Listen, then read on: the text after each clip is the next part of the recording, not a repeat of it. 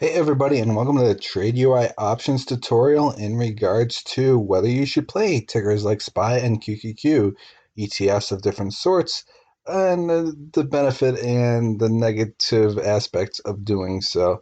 Now, ETFs are generally low volume for the most part, but you have SPY and QQQ and some others that get some heavy inflow and outflow that makes it kind of hard to tell what exactly is going on. And this is just an example here of just different dates, and it's all over the place. You got millions of dollars in inflow and outflow, and it's hard to tell what direction those sweeps are going in. If you do decide to play a SPY or QQQ or what have you on the sweeps, I would recommend a shorter term expiration to clear out some of that clutter and give a better direction of where SPY might go. As you can see here, this was a sweep earlier in the day on SPY on 814.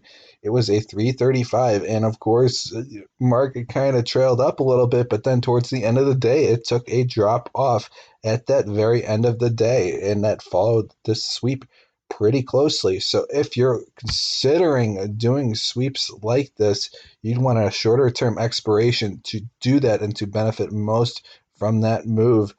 These sweeps can still be a little confusing because of the major money inflow and outflow.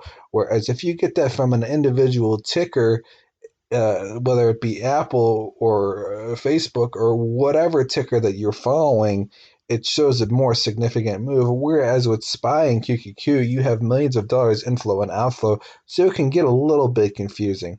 And that's about all I wanted to cover in this little quick tutorial about this. Thanks for listening in and have a great day.